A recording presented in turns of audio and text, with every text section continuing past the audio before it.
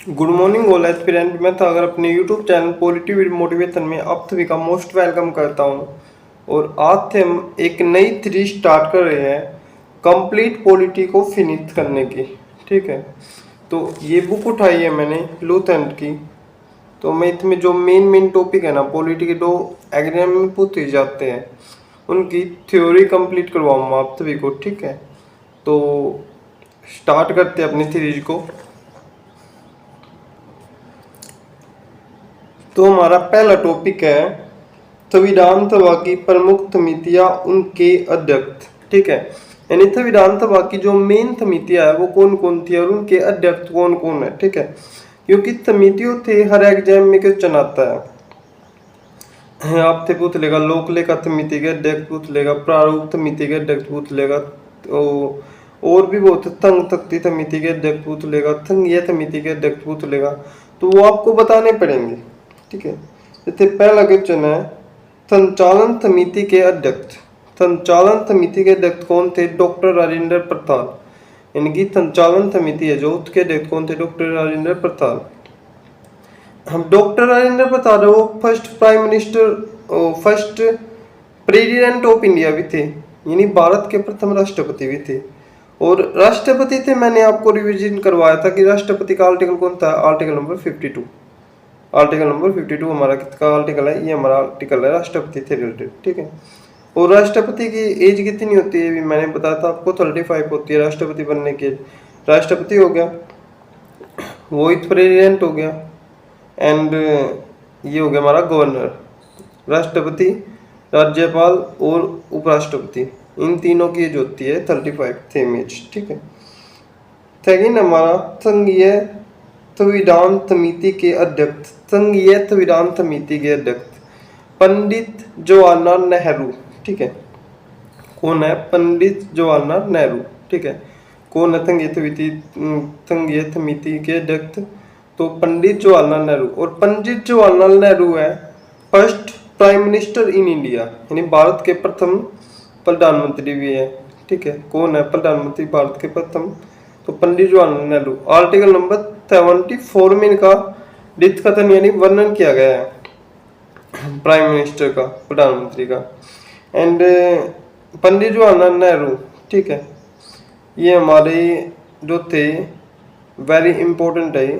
ठीक है, ये संविधान यानी कि जब स्वतंत्रता से पहले है ना जो समिति बनी थी संघीय संविधान समिति, तो उस टाइम पे ये अध्यक्ष किसके थे?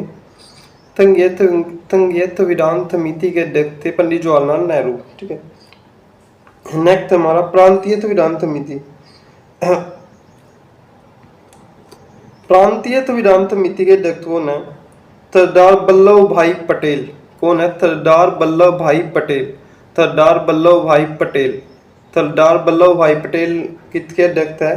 प्रांतीय संविधान समिति के। प्रांतीय संविधान समिति के अध्यक्ष कौन है? सरदार वल्लभ भाई पटेल। प्रांतीय संविधान समिति के अध्यक्ष कौन है? सरदार वल्लभ भाई पटेल। प्रांतीय संविधान समिति के अध्यक्ष कौन है? सरदार वल्लभ भाई पटेल। ऐसे ही आपको बार बार रिवीजन करना। प्रांतीय संविधान समिति के अध्यक्ष कौन था? सरदार वल्लभ भाई पटेल।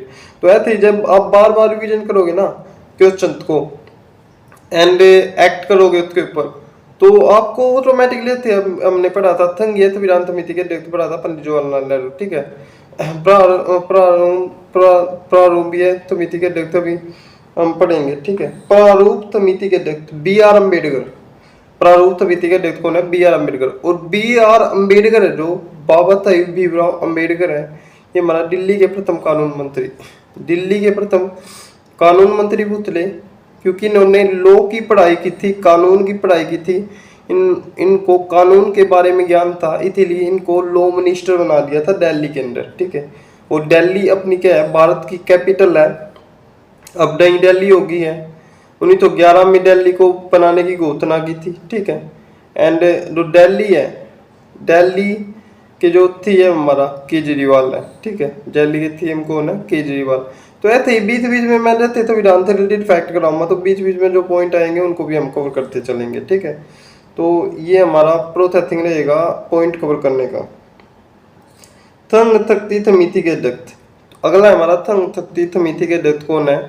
तो ये हमारा पंडित जवाहरलाल नेहरू ही है। कौन है? पंडित जवाहरलाल नेहरू।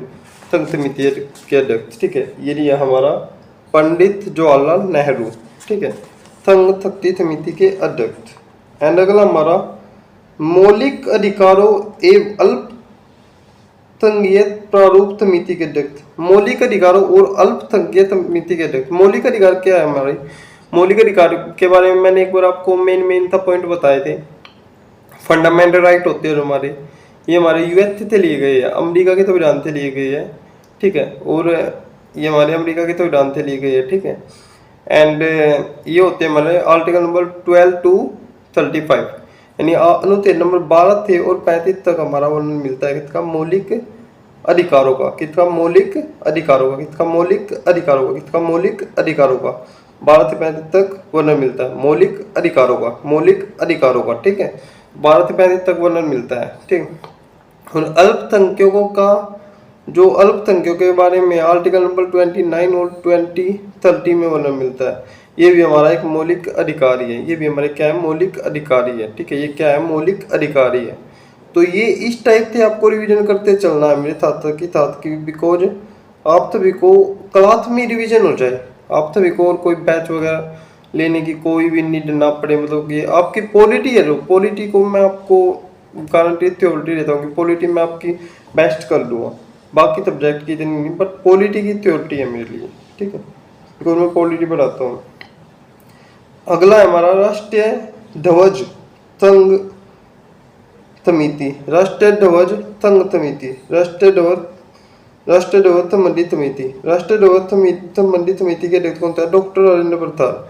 डॉक्टर राजेंद्र प्रसाद पढ़ा था हमने, फर्स्ट प्रेसिडेंट ऑफ इंडिया, ठीक है, कौन? हमारे डॉक्टर राजेंद्र प्रसाद। एंड अगला है हमारा मौलिक अधिकार और अल्पसंख्यकों संबंधित प्राप्त समिति की 2 उप समितियां हैं, यानी कि जो मौलिक अधिकार है और अल्पसंख्यक है, इनकी 2 समिति हो रहा है, उप समिति है 2। वे कौन कौन सी है? मौलिक अधिकार उप समिति। मौलिक अधिकार उप समिति के अध्यक्ष कौन है? ये हमारे जे.बी. कृपलानी। कौन है? जे.बी. कृपलानी। मौलिक संविधान समिति के अध्यक्ष कौन है? जे.बी. कृपलानी। मौलिक अधिकार समिति के अध्यक्ष कौन है? जे.बी. कृपलानी। अल्पसंख्यक उप समिति के अध्यक्ष एच.सी. मुखर्जी। अल्पसंख्यक उप समिति के अध्यक्ष कौन है? एच.सी. मुखर्जी कौन है? अल्पसंख्यक एच.सी. मुखर्जी। अल्पसंख्यक उप समिति के अध्यक्ष कौन है? एच.सी. मुखर्जी। कौन है? एच.सी. मुखर्जी, ठीक है, कौन है? एच.सी. मुखर्जी, ठीक है। तो आज की क्लास में हमने समितियां समाप्त कर ली है, बट मेरा काम अभी खत्म नहीं हुआ है। पॉलिटी मेरा काम अभी तक खत्म नहीं हुआ है, बिकॉज मैंने आपको समिति तो करवा दी, बट ये नहीं बताया कि कौन सी समिति ज़्यादा इंपॉर्टेंट है, जो एग्जाम में 100% पूछी जाती है। जब तक वो नहीं बताऊंगा तब तक मेरा काम खत्म नहीं होगा।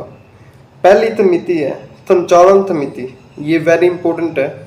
ये डॉक्टर राजेंद्र प्रसाद के अध्यक्ष है। एक हमारी प्रारूप समिति B.R. अम्बेडकर इसके अध्यक्ष है, ठीक है। एक संघ शक्ति समिति है पंडित जवाहरलाल नेहरू, एंड एक संघीय शक्ति समिति है, इसके भी पंडित जवाहरलाल नेहरू है। आपको एक शब्द ध्यान रखना है, संघ। जहाँ भी संघीय दिख जाए वहां पर समिति पूछ ले आपसे, तो वहां पर आपको पंडित जवाहरलाल नेहरू कर देना है। क्या कर देना है? पंडित जवाहरलाल नेहरू, ठीक है, वो कर देना है आपको। एंड एक समिति और इम्पोर्टेंट है, प्रारूप समिति भी होगी। तो हाँ, बस ये 3-4 समिति ज़्यादा इम्पोर्टेंट है। कौन कौन सी समिति इम्पोर्टेंट है? पहली हमारी संघ शक्ति समिति, ठीक है, पंडित जवाहरलाल नेहरू। संघीय शक्ति समिति पंडित जवाहरलाल नेहरू। प्रारूप समिति, ठीक है, प्रारूप समिति डॉक्टर राजेंद्र प्रसाद, और प्रारूप समिति है, ठीक है, डॉक्टर राजेंद्र प्रसाद। तो ये इम्पोर्टेंट है बच्चों ज़्यादा, 3 से 4 समिति इम्पोर्टेंट है, बाकी आप तो भी को रिविजन कर लेनी है, ठीक है। प्रारूप समिति डॉक्टर B.R. अम्बेडकर प्रारूप समिति के डॉक्टर राजेंद्र प्रसाद बोल दिया था मैंने, उसके लिए मिस्टेक हो जाती है यार, मतलब शुरू में स्टार्टिंग करते हैं ना पढ़ाने की, तो तुम्हें हमें मिस्टेक बहुत मिलेगी, हम मिस्टेक करते जाएंगे, इतने मिस्टेक, बट उन मिस्टेक होते हम कुछ आई एम सॉरी, उन मिस्टेक होते हम कुछ ना कुछ सीखेंगे, और उस सीखने की जो टेक्निक होगी ना, वो हमें आगे नेक्स्ट लेवल तक लेके जाएगी। ठीक है, वो टेक्निक को समझ के जब एक्ट करके हमें आगे जाना है, अदरवाइज हम बैक ही रह जाएंगे, पीछे ही रह जाएंगे। प्रारूप समिति के अध्यक्ष कौन बताए थे मैंने? B.R. अम्बेडकर। ठीक है, और एक संचालन समिति पंडित डॉक्टर अरण्य प्रसाद। दोबारा बताता हूँ, पहली समिति है संचालन समिति, डॉक्टर अरण्य प्रसाद है जो मेन इंपॉर्टेंट समिति है, ये एग्जाम में पूछी जाती है। एंड दूसरी हमारी संघ शक्ति समिति और संघीय संविधान समिति, तो ये दोनों के हमारे पंडित जवाहरलाल नेहरू है। और एक वेरी इंपॉर्टेंट प्रारूप समिति B.R. अम्बेडकर जो दिल्ली के प्रथम कानून मंत्री थे। ठीक है, तो ये बुक हमारी, और इसका हमने एक चैप्टर खत्म कर दिया है, समितियां और उनके अध्यक्ष, यानी कि एक पूरा टॉपिक है समितियां और उनके अध्यक्ष, समितियां और उनके अध्यक्ष। ये हमारा कंप्लीट टॉपिक किसका है? पॉलिटिका। कंप्लीट टॉपिक किसका है? पॉलिटिका, यानी कि समिति और उनके अध्यक्ष। ठीक है, जो समिति है हमारी, जो समिति है कमेटी, एंड उनके जो कमेटी के जो अध्यक्ष, जो कमेटी के प्रेसिडेंट होते हैं, कमेटी एंड हिज प्रेसिडेंट, समितियों के अध्यक्ष। तो ये टॉपिक खत्म कर दिया है। तो ये जैसे टॉपिक हमने खत्म किया, ये टॉपिक से पता क्या चला कि लाइफ में है ना, लाइफ में आप स्टार्टिंग करोगे जब भी, कि आप किसी भी चीज़ की स्टार्टिंग करोगे, तो वो स्टार्टिंग आपको करनी कैसी है वो आपको खुद ही आइडिया मिल जाएगा जब उस काम को आप करने लग जाओगे। अदरवाइज आप बैठ के सोच रहे हो कि मुझको एक काम करना है, मुझको एक काम करना है, बट आप उस काम को कर नहीं रहे। ठीक है, काम को कर नहीं रहे, तो जब आप उस काम को नहीं करोगे, तो आप उस काम को जब करोगे ही नहीं, तो आपको पता ही नहीं चलेगा कि मुझे इस काम को करना कैसे है। जब आप उस काम को करना स्टार्ट करोगे तभी तो आपको पता चलेगा नहीं कि उस काम को करना कैसे है। तो आपको उस काम को करना है अपने तरीके से। आपको क्या बेटर लगता है, किस टाइम आपका टाइम लगता है? मॉर्निंग में आपकी क्लासेस वगैरह का टाइम लगता है, इवनिंग में लगता है, या फिर आफ्टर में लगता है? किस टाइम आपको टाइम मिलता है? कि आप जॉब भी करते होंगे, ऐसा तो है ना कि सभी बच्चे हैं जो सभी ऑल ऑफ इंडिया के स्टूडेंट है कि सभी मतलब कि पढ़ते ही है, वो जॉब भी करते हैं साथ तो पढ़ते भी हैं, बट वो अपना टाइम टेबल किस तरीके से मैनेज कर रही है वो ज़्यादा इम्पोर्टेंट है। बिकॉज आपको कोई चीज़ मैनेज करनी नहीं आती तो फिर आप उसको कर नहीं पाओगे, उसको बैलेंस नहीं रख पाओगे, कभी ऊपर चले जाएगी और कभी नीचे चल जाएगा वो काम, कभी नीचे आ जाएगा वो काम तो कभी दूसरा काम नीचे चल जाएगा। बट वो एक बैलेंस सिचुएशन नहीं बन पाए लाइफ में जो आप चाहते हो। अगर आपको लाइफ में बैलेंस सिचुएशन बनानी है तो एक तरीके से आप सभी को काम करना पड़ेगा। बिकॉज एक तरीके से, एक मेथड से आप सभी काम करोगे तो आप लोग बहुत अधिक सक्सेसफुल बन पाओगे। ठीक है, और मेरी लाइफ के मेरा पर्पज भी ये लाइफ में सक्सेसफुल बनाना, लोगों को क्या करना, सक्सेसफुल बनाना।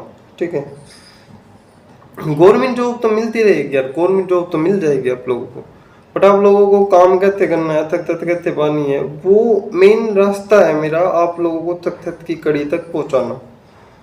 तो वो मुझको आप सभी को समझाना है, न कि ये समझाना है कि ऐसे काम कर रहा हूँ, वैसे काम कर रहा हूँ, बट मैं कुछ आप सभी को करके दिखा नहीं रहा।